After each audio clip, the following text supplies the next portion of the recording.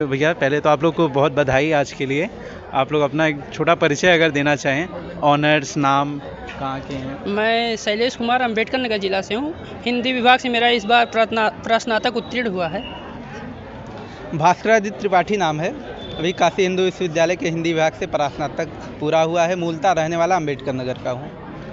मैं लिटिल विश्वास दुमका झारखंड का रहने वाला हूँ और मेरा अभी यहाँ से स्नातक कंप्लीट हुआ है हिंदी विभाग से। मैं नेहा यादव चंदौली की रहने वाली हूँ और मेरा काशी हिंदू विश्वविद्यालय से स्नातक इसी वर्ष कंप्लीट हुआ है। मेरा नाम शिवी है और रहती मैं कानपुर में हूँ, लेकिन मेरी स्नातक की पढ़ाई BHU से पूर्ण हुई है इसी वर्ष। मेरा नाम चंदन सिंह है। मैं यहीं मूलतः बनारस का रहने वाला हूँ और मेरा जो है अभी MA कंप्लीट हुआ है हिंदी से। तो अब चूँकि आप लोग सभी यूपी के हैं और बिहार, झारखंड यही क्षेत्र है आप लोग का, तो बताएं कुछ बनारस के बारे में, क्योंकि आप लोग अब यहाँ पे रहे कुछ साल तो आप लोग समझे होंगे। कुछ बनारस के बारे में जो अच्छा लगा, कुछ जो बुरा लगा। बनारस देखिए भगवान शिव की नगरी है और एक बार जो बनारस यहाँ आ जाता है वो उसके मोह में फंस जाता है। बनारस वैसे किसी को जाने नहीं देता। यहाँ ये प्रचलित है, कहा जाता है कि आप बनारस आ सकते हैं, आप बनारस अपने मन से सिर्फ आ सकते हैं, अपने मन से आप जा नहीं सकते। यहाँ अगर आपको आना है तो आप अपने मन से आ तो जाएंगे, लेकिन जब आपको जाना पड़ेगा तो वो भोलेनाथ की मर्जी होगी, तभी आप यहाँ से जाएंगे बनारस। आते भी वहाँ यहाँ वही हैं जिनको बुलावा बाबा देते हैं। बाबा बुलावा देते हैं तभी वो यहाँ बनारस आ पाते हैं।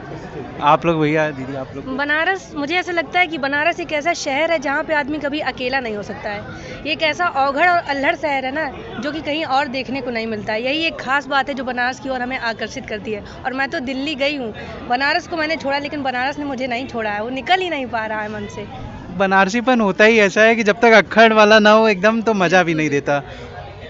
वास्तव में बनारस को आप जीते हैं। बनारस में रहने का मतलब है कि किस तरीके से अपने जीवन को जिया जाए। यहाँ कहते हैं ना कि यहाँ मृत्यु भी एकदम उत्सव के जैसा मनाया जाता है। तो उन सारी चीज़ों को एकदम मैं एक लाइन में कहना चाहूँगा कि ये पूरे जीवन का अगर सार देखना हो, पूरे भारत में नहीं, पूरी मतलब सारी किताबें उठा लीजिए, वेद उठा लीजिए, सब जगह आपको यही मिलेगा कि बनारस आप पहुँच जाइए, वहीं एक मुक्ति का धाम है वो। तो मैं चाहता हूँ कि मैं मतलब सबसे यही विनती करना चाहूँगा कि जो भी लोग आएँ बनारस ज़रूर आएँ, बनारस विजिट करें, बनारस देखें और बनारस में प्रयास करें कि बनारस में ही आपका जीवन संपूर्ण बीत जाए। तभी तो इसको आनंद कानन भी कहा गया है। सही बात। और आप लोग अपने बताएं कि आप लोग की दोस्ती कैसे हुई थी? इत्तेफाक से। कुछ अगर बताना चाहें इस इत्तेफाक के बारे में। हम लोग टेलीग्राम ग्रुप पे ऐसे ही एक ग्रुप चला करता था जिसपे हमारे क्विज हुआ करते थे।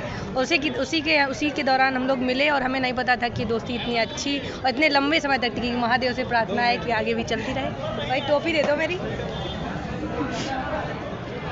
फिर आप लोग जैसे BHU में जब पढ़ाई नहीं करते थे तो सबसे अच्छा स्पॉट कौन सा था, चिलिंग स्पॉट, जहाँ पे आप लोग थोड़ा चिल करते थे?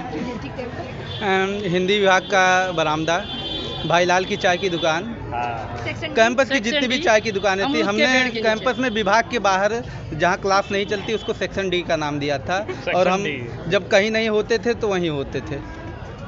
मतलब कि सेक्शन D जो था कुल मिलाकर खुराफात का अड्डा था। सेक्शन D इसलिए पड़ा उसका क्योंकि जैसे हमारे क्लास में 3 ही सेक्शन थे, A, B या C।